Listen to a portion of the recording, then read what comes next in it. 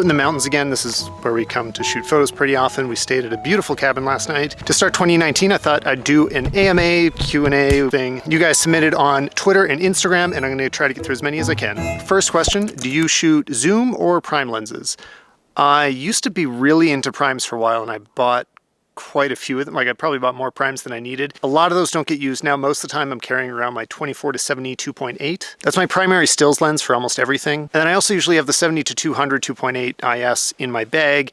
It's been getting used less. It depends how I'm feeling. Last year I used to way more. This year we're shooting with a less. But for video, I do use primes a lot more often. The 28mm 2.0 is on my camera most of the time. Right now, this is the 10 to 18mm 4.0. I just wanted an ultra wide to vlog with here, but for video, I do prefer primes. I also use the 35mm 1.2 SLR magic lens pretty often. And the second part of this question was, what's my favorite focal length? I'm just gonna go with 35mm for stills and 28mm for video, maybe 24. But that is a rule of thumb it took me a long time to figure out, is that you usually shoot wider in video than you do in stills.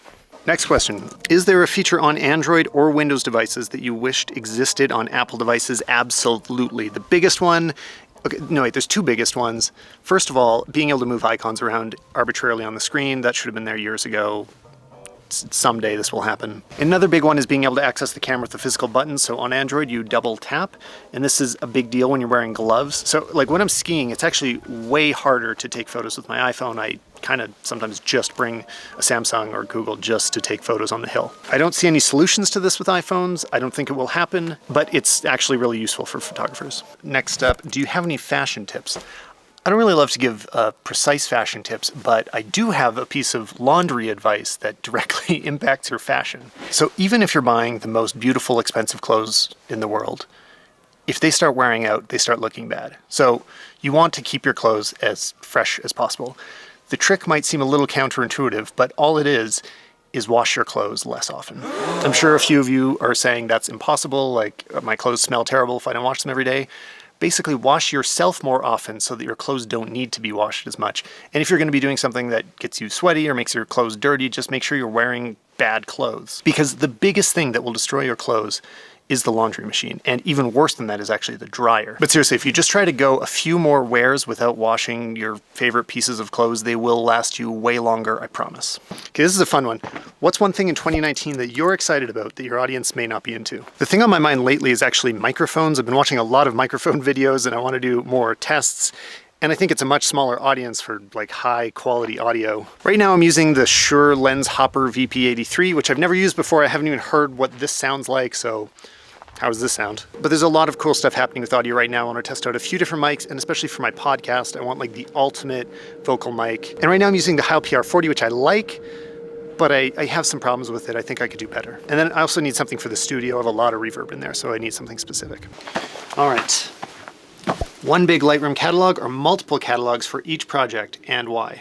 This one is beyond easy. It's definitely one catalog per project, unless you have a really specific requirement. Like sometimes the way you work with a client might mean that you need to package it up and give them a catalog at the end. Maybe then. If you are a remotely average photographer, you should be shooting into one catalog. That's how Lightroom was designed to be used. The point is that over years you build up this catalog, and it gives you an easy way to sort and find photos from the past. If you're breaking them out into multiple catalogs, you're just dealing with the regular file system, and then you've got to rely on yourself to stay organized, whereas Lightroom's supposed to do a lot of that heavy lifting for you. Is it possible to take photos with quality similar to yours with the Nikon D3300? Sorry, I'm not really sure which one 3300 is. I don't really follow Nikon closely enough, but I'll say usually yes. The value of more expensive cameras really comes in challenging lighting situations in the dark or if it's really backlit. Until then, an average camera will do an amazing job and you can learn everything you need to on virtually any camera. I really don't think there's any good excuses not to take photos. Any camera will do a great job, especially for learning, and you can always upgrade later. And the next question is HomePod versus Sonos. So we already had a Sonos system before HomePod was released, and buying more speakers just seemed kind of pointless. I like the sound of HomePods. They sound amazing. I think I'd like to have one, but I just don't need it.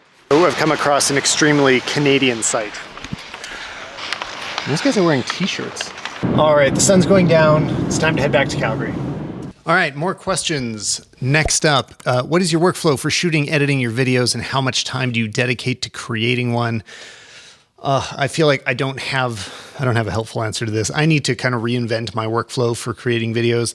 A lot of the time, I feel like I'm starting from scratch because they're pretty open-ended. Like the most consistent thing you'll notice me doing is I'll usually have a mix of some vlog elements out on location and then studio elements. But that openness honestly slows me down. I think having a few more constraints could be really helpful in trying to be more structured and put out more videos. So this year, hopefully I'll figure out how to do that. Some things that I do often is I'll always make some kind of notes. So here I'm looking at point form notes that I did in the Notes app of what all the questions are and approximately what I roughly want to say about it. I find if I don't have point form notes, then I'll either forget something important or ramble too much. As far as how long it takes to make a video, it really depends. I mean, a video like this is going to be a lot quicker. Like I can shoot it all within one day, edit it in half a day. But then with videos like the iPhone reviews, sometimes I'm in a bunch of different locations and I've got to collect a lot of sample photos.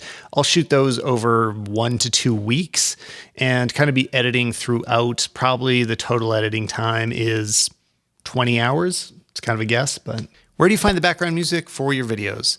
There is a referral link in the description, so I encourage you to click on that. For Epidemic Sound, that's where a lot of the stuff I've been using lately is. I like that they have both a huge music library and also a huge sound effects library.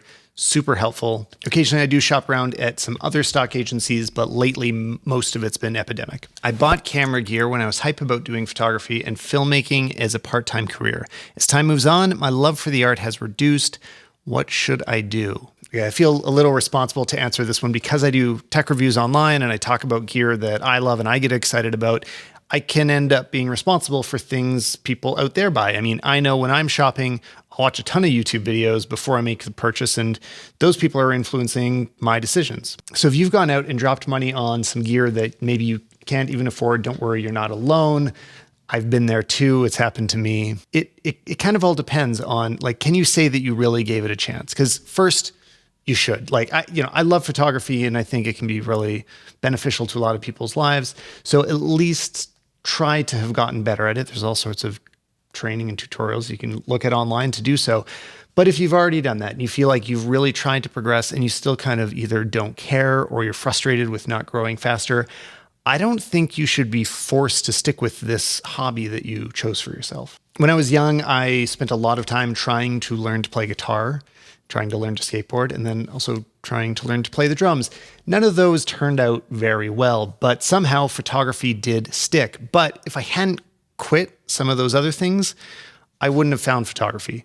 So I don't think you should stick with something so long that it's to the detriment of other important parts of your life or finding new opportunities that you may not find if you're trying to force something that just isn't working for you. And maybe you just need to take the pressure off and don't worry about making photography part of your career. Sell the most expensive gear that maybe you can't afford and just go back to taking photos with your phone even, but enjoy it. And you might be able to find a new love for it that you were getting frustrated with when you tried to turn it into your work. With all the AI and computational photography magic in smartphone cameras today, it's making it hard to take a bad photo. Is this diminishing or enhancing photography as an art form?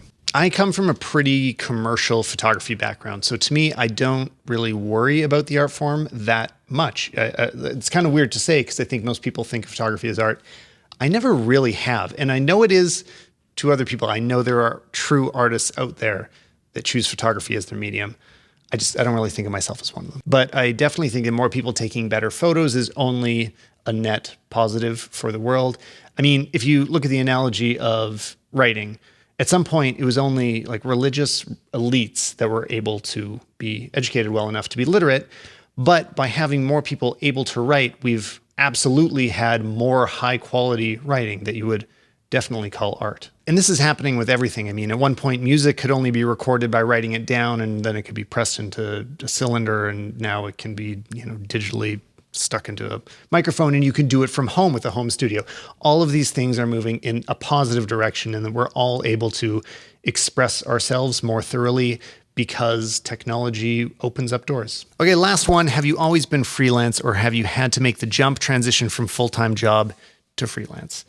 So I've actually done full-time a number of times. My first job was at iStock Photo as a web designer. And if anybody remembers the redesign in 2007, that was mostly me. And I worked on a bunch of other web projects like Life.com, Saatchi Online, Stocks United, but I was always able to take my own photos at the same time and gradually build up a side business as well of shooting photography. And between each of those projects, I actually left and I went and just did photography for 6 months to a year at a time, and then came back because I liked the people I was working with. I liked the projects I was working on. I find doing web development exciting. I really enjoy it. But now my wife, Anya, and I have been freelancing for quite a while now, doing mostly photo and video production. And I don't see that changing anytime soon. It's become like pretty built into our lifestyle and how we do things. We travel for it quite a bit. So it would be hard to keep traveling with a full-time job. But I don't want to just answer for me. You're probably asking for yourself in case you're considering some kind of freelance move. It is a massive, huge decision. And I really think that people should take it very carefully. I'm not a big fan of jumping off of cliffs without seeing where you might land. So I always suggest that you probably should build up something on the side that you can tell is stable and you know where it's going before making the jump away from a full-time job.